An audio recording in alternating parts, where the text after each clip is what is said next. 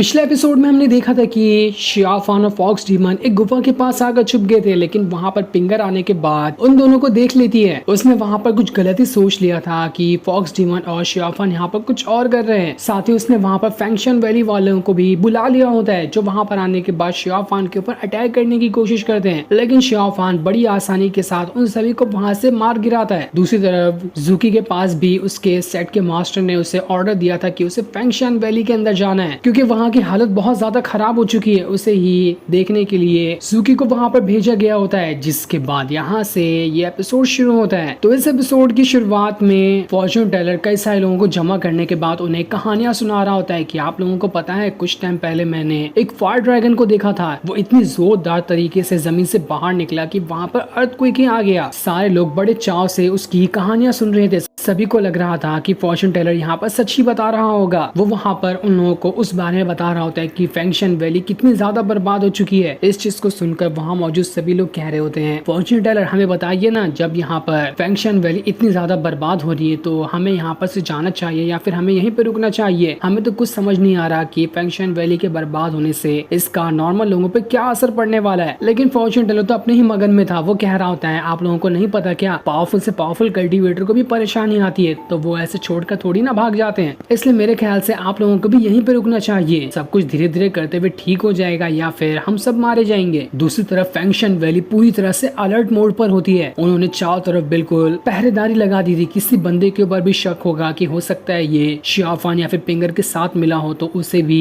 पकड़कर बहुत मारा जाएगा, ताकि शियाफान और पिंगर की जानकारी हासिल हो सके। चारों तरफ बिल्कुल कड़ा पहरा लग चुका था। चैन और बाकी लोग तो रास्ते में आने वाले जो भी लोग दिखाई देते हैं उन सभी को मारते हुए आगे बढ़ते जा रहे थे। जिस पर भी उन्हें हल्का सा भी शक होता वो उन सभी की लाशें बिछा रहा होता है, चाहे वो उसमें उस बंदे की कोई गलती हो या ना हो, वो ये नहीं देख रहा था, बस अंधाधुन लोगों को मारे जा रहा होता है। फैंक्शन वैली वालों की ऐसी हरकत की वजह से तो आसपास के जो सेक्ट थे वो लोग भी काफी ज्यादा डर चुके थे कि फैंक्शन वैली को क्या हो गया। वो लोग वहां पर उतने ज्यादा पावरफुल नहीं थे, इसलिए उनके अंदर हिम्मत नहीं होती कि वो फैंक्शन वैली के खिलाफ कुछ आवाज उठा सके, इसलिए उन्हें अपना मुंह बंद करना पड़ता है। देखते ही देखते कुछ दिन गुजर चुके थे, लेकिन अभी तक के शियाफान और पिंगर का उन्हें कोई पता नहीं चला था। दूसरी तरफ हम शियाफान को देखते हैं, जो जंगल में बने एक छोटे से घर के अंदर छुपा हुआ था। वो कह रहा होता है, मुझे नहीं पता कि आखिर बियाओ की बॉडी कब तक की सलामत रहेगी। कहीं ऐसा ना हो जाए कि जैसे जैसे टाइम बीतता जाएगा उसकी बॉडी पे कुछ असर आए। उस असर को आने से पहले उसे मुझे वापस से जिंदा करना पड़ेगा, वरना मैं खुद को कभी माफ नहीं कर पाऊंगा। साथ ही उसे फॉक्स डीमन की बातें भी याद आ रही थी कि जब भी इविल पावर मुझ पर हावी होती है तो मैं आउट ऑफ कंट्रोल हो जाता हूँ। कहीं ऐसा ना हो कि मैं आगे चलकर खुद को ही कुछ नुकसान पहुंचा लूं अपने इविल पावर की वजह से। वो बिल्कुल ही कंफ्यूज होता है कि मैं यहाँ पर क्या करूँ और क्या नहीं करूँ, मुझे कुछ समझ नहीं आ रहा। दूसरी तरफ जूकी फैंक्शन वैली के अंदर आ जाती है। वहां आने के बाद फैंक्शन वैली का जो सीनियर होता है उसे ग्रीट करने के लिए आता है। वो कहता है, आपका बहुत बहुत शुक्रिया जो ऐसे मुसीबत के टाइम पे आप हमारे यहाँ पर मदद करने के लिए आए। हम आपके और आपके सेट के आभारी रहेंगे। वो उसे एक कमरा भी दिखाता है जहाँ पर कुछ देर के लिए जूकी आराम कर सकती है। उसके बाद उसे सारे फैंक्शन वैली वालों के साथ मिलकर शियाफान और पिंगर को ढूंढना पड़ेगा। सीनियर कह रहा होता है, मैंने अपनी तरफ से पूरी कोशिश की है कि इस कमरे में रहने से आपको कोई परेशानी नहीं होगी, इसलिए आप बेफिक्र यहाँ पर रह सकती हैं। लेकिन हैरानी की बात तो ये थी कि ये वही कमरा था जिसके अंदर शियाफान फॉक्स डीमन के साथ छुपा हुआ था। जूकी जैसे दरवाजा खोलती है एक अजीब सा ऑरा चारों तरफ फैल जाता है, जिसे देखकर शियाफान भी हैरान रह चुका था कि अचानक से यहाँ पर कौन आ रहा है। लेकिन जब वो पीछे मुड़ता है तो वहाँ पर जूकी नहीं बल्कि फॉक्स डीमन होती है। फॉक्स डीमन यहाँ पर शियाफान को देख रही थी। उससे पता चलता है कि शियाफान ने तो अपना पूरा का पूरा हुलिया चेंज कर लिया है। वो अपने बिना शर्ट के वहां पर खड़ा होता है, जिस वजह से उसके सिक्स पैक्स बाहर दिखाई दे रहे थे। साथ ही जितनी भी इविल पावर्स ने यूज की थी उस वजह से उसके निशान उसकी बॉडी पे छप चुके थे। शियाफान बिल्कुल अलग ही दिखाई दे रहा था। उसने अपने पूरे बाल खोल लिए थे। ऐसा लग रहा था कि वो अपनी सारी इविल पावर को छोड़ रहा है और अब वो नॉर्मल पावर का इस्तेमाल करते हुए आगे बढ़ेगा। फॉक्स डीमन कहती है, लगता है मैं यहाँ पर गलत टाइम पे आ गई, तुम यहाँ पर अपना टाइम ले सकते हो, मैं यहाँ से जा रही हूँ। दूसरी तरफ हम जूकी को देखते हैं, जिसका कमरा असल में दूसरा ही था, लेकिन हमें इस तरह से दिखाने की कोशिश की गई थी कि जूकी सीधा शियाफान के ही कमरे में घुस चुकी है। जूकी वहां पर इस चीज को भी सोच रही होती है कि उसके सेट के एल्डर ने उसे ये भी काम दिया है कि उसे फैंक्शन वैली की अच्छे से जानकारी भी निकालनी है कि असल में ये लोग क्या कर रहे हैं और इनका सीक्रेट प्लान क्या है। क्या वो आगे चलकर भी ह्यूमन का ही साथ देंगे या फिर ये अपना पाथ चेंज करने वाले हैं। ये सारा काम जूकी का था जो उसे यहाँ पर रहते हुए संभालना है। सीनियर वहां पर सारी बात बता रहा होता है कि असल में यहाँ पर क्या क्या हुआ और कितनी परेशानियों को उन्हें सामना करना पड़ा। लेकिन जूकी कहती है, तुम यहाँ से जा सकते हो, मैं थक चुकी हूँ, इसलिए मैं कमरे में आराम करने जा रही हूँ। कमरे के अंदर अंदर आने के बाद वो शांति से बैठ जाती है और शांति से बैठने के बाद वो थोड़ा थोड़ा शियाफान के बारे में ही सोच रही थी कि आखिर वो अभी कहाँ पर होगा। जिसके बाद वहाँ पर कुछ लड़कियां आती हैं जो फॉक्स डीमन को तैयार कर रही थी। उसके भी थोड़े बाल वल सवार दिए जाते हैं और उसे भी अच्छा कपड़ा पहना दिया गया होता है, जिस वजह से तो फॉक्स डीमन पहले से ज्यादा सुंदर लग रही थी। साथ ही शियाफान का भी लुक पूरी तरह से चेंज हो चुका था। फॉक्स डीमन स्टाइल मारते हुए शियाफान के पास आती है और उसे डांस करते हुए अपना कपड़ा दिखा रही होती है। वो उससे कहती है, देखो मेरा कपड़ा कितना ज्यादा सुंदर है, साथ ही आसपास का नजारा भी बहुत ज्यादा सुंदर है, लेकिन तुम इतना ज्यादा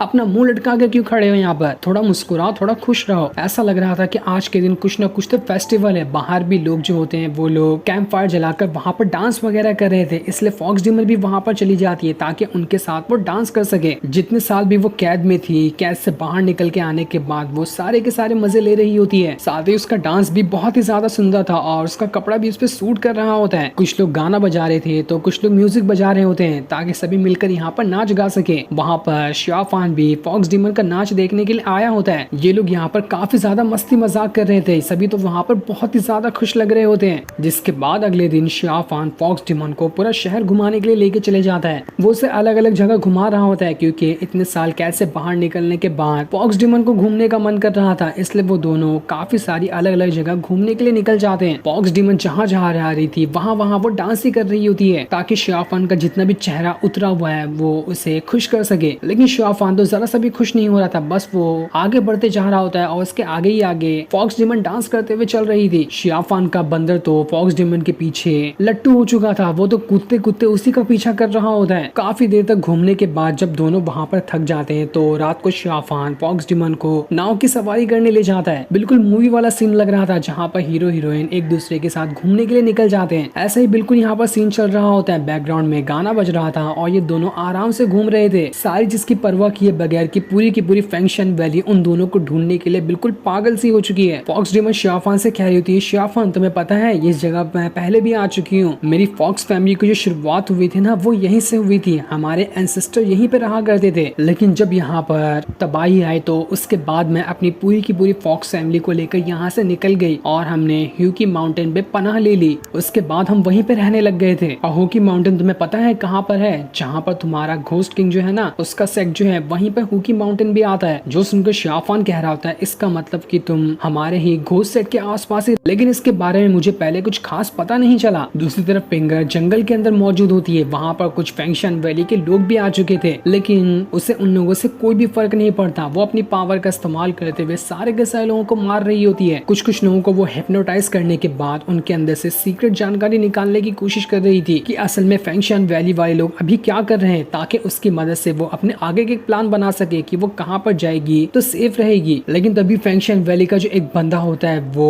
पिंगर के कंट्रोल से बाहर निकल चुका था और बाहर निकलने के बाद वो 1 सेकंड के अंदर ही अपने बर्ड को हवा में उड़ा देता है ताकि आसपास जो फैंक्शन वैली वाले लोग हैं उन्हें पता चल सके कि यहाँ पर कोई ना कोई तो मौजूद है। उस परिंदे की आवाज जो फैंक्शन वैली का सीनियर होता है वो सुन लेता है, इसलिए वो भागते हुए उसी तरफ जाना शुरू कर देता है जहाँ पर अभी पिंगर मौजूद थी। इसी हलचल को सुनकर ज़ूकी भी कमरे से बाहर निकल कर आ चुकी थी, वो भी वहाँ पर जाने के लिए निकल जाती है। पिंगर कह रही थी, बड़ी फास्ट ये लोग यहाँ पर आ गए, इन्होंने तो मुझे यहाँ से भागने तक का टाइम नहीं दिया, लेकिन ये लोग मेरी स्पीड कभी नहीं पा पाएंगे। जैसे फैंक्शन वैली वाले लोग वहाँ पर आते हैं उससे पहले ही पिंगर वहाँ से भाग निकली थी। फैंक्शन वैली का सीनियर जैसे ही वहाँ पर आता है, वहाँ मौजूद डिसाइपल उसे बता रहे होते हैं कि जैसे आप आए ना उससे कुछ सेकंड पहले ही पिंगर यहाँ से भाग चुकी है। अगर हमने कुछ और जल्दी कर ली होती तो वो हमारे हाथ में होती। वो ज्यादा दूर तो नहीं गई होगी, अगर हम यहाँ पर वापस से पीछा करने की कोशिश करें तो हो सकता है कि हम उसे वापस पकड़ लेंगे। लेकिन उस सीनियर ने कच्ची गोलियां नहीं खेली थी, उससे ऐसा महसूस हो रहा होता है कि पिंगर आसपास ही मौजूद है और अपने मैजिक का इस्तेमाल करते हुए खुद को इनविजिबल बनाए हुए है। इसलिए वो अपनी स्वॉर्ड की पावर को एक्टिवेट करता है और इतने जोर से जमीन पे मारता है कि पिंगर की जितने भी मैजिक होता है वो सब खत्म हो चुका था। इसलिए वो वहाँ पर विजिबल हो जाती है। वो वहीं पे खड़ी थी और उसने अपने पावर का इस्तेमाल करते हुए खुद को इनविजिबल बना लिया था। सीनियर पिंगर से कह रहा होता है, अपने आप को हमारे हवाले कर दो और उस डिसाइबल के बारे में भी बताओ जिसका तुमने भेस बदला था हमारे सेट पे रहने के लिए। पिंगर कहती है, क्या मैं तुम्हें यहाँ पर बेवकूफ लग रही हूँ? हिम्मत है तो आओ और मुझे पकड़ कर दिखाओ। जिसके बाद अब देखते ही देखते सीनियर और पिंगर के बीच में काफी जबरदस्त फाइट शुरू हो गई होती है। दोनों अपनी पावर का इस्तेमाल करते हुए एक दूसरे के ऊपर अटैक कर रहे थे। फैंक्शन वैली के बाकी एल्डर और डिसाइपल वगैरह जो होते हैं वो लोग भी वहाँ पर आ चुके थे, जो सभी मिलकर पिंगर के ऊपर अटैक करने की कोशिश करते हैं। लेकिन अकेली पिंगर सभी का मुकाबला कर रही थी, कोई भी उसके सामने टिक ही नहीं पा रहा था। वो अपने वेपन का इस्तेमाल करते हुए सभी को उठा उठा कर फेंके जा रही होती है। वो लोग कितना भी अटैक क्यों ना कर लें, उनका एक भी अटैक पिंगर को टच तक नहीं कर पा रहा था। इतनी पावर होती है पिंगर के पास, क्योंकि वैसे भी वो एक डीमन है। डीमन के पास तो इंसानों से ज्यादा ही पावर होती है। वो वहां पर अपने पॉइजन गैस को फैला देती है, जिस वजह से इतना ज्यादा धुआं फैल चुका था कि किसी को कुछ दिखाई नहीं देता कि यहाँ पर क्या हुआ। उस धुएं का इस्तेमाल करते हुए उसने सभी को हिप्नोटाइज करने की कोशिश की थी, यहाँ तक कि वो सीनियर का ही एक और डुप्लीकेट बना लेती है, जिसके अंदर वो खुद को डाल लेती है। और अब सीनियर के साथ एक और सीनियर वहां पर फाइट करते जा रहा था, लेकिन बाकी डिसेबल को पता चल चुका होता है कि कौन असली है और कौन नकली है। इसलिए वो अपनी पावर का इस्तेमाल करते हुए नकली वाले सीनियर के ऊपर अटैक करने की कोशिश कर रहे होते हैं। पर तब हमें पता चलता है कि पिंगर, जिसने सीनियर का रूप बदला था, वो तो कब का बाहर निकल चुकी है और जिसके ऊपर सारे लोग अटैक कर रहे हैं वो तो असली सीनियर था। जिस वजह से असली सीनियर पूरी तरह से वहां पर घिर चुका होता है, उसके ऊपर काफी सारे अटैक लग रहे थे। पर तब सीनियर को बचाने के लिए वहां पर जूकी की एंट्री होती है। वो अपने आइस पावर का इस्तेमाल करते हुए सारे के सारे अटैक को वहां पर डिस्ट्रॉय कर देती है, ताकि वो सीनियर की जान बचा सके।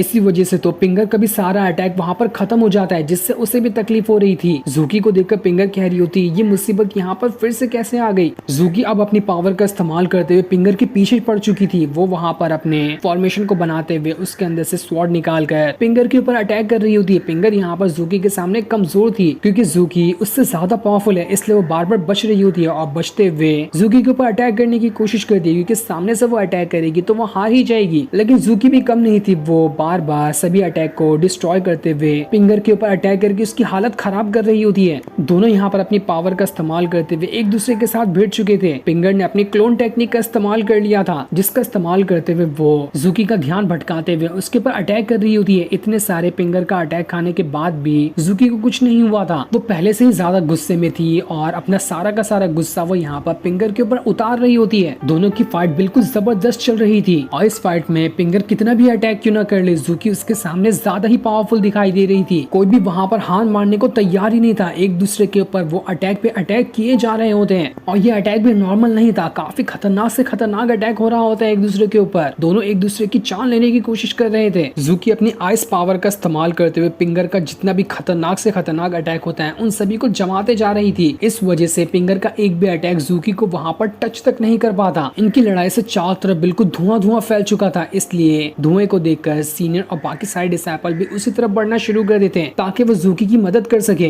इस चीज को देखकर पिंगर वहां से भागने की कोशिश करती है, लेकिन जूकी अपनी स्वॉर्ड सीधा उसके गले से आर पार गुजार देती है। 1 इंच का फासला रह गया था, वरना तो पिंगर यहीं पर मारी गई होती है। लेकिन तब भी वो खाई से नीचे कूद जाती है, ताकि कूदने के बाद वो सभी से अपनी जान बचा सके। और होता भी ऐसा ही है, वो वहां से बचकर भाग निकली थी। दूसरी तरफ शियावान और फॉक्स डिमन तो अब भी बड़े आराम से घूम रहे होते हैं। फॉक्स डिमन उसे हर तरफ घुमाए जा रही थी और अपने बारे में बता रही होती कि ये जगह क्या है और किस तरह से मैंने अपना बचपन यहाँ पर गुजारा था। जो सीन दिखाते ही ये एपिसोड यहीं पर एंड हो जाता है। Thanks for watching.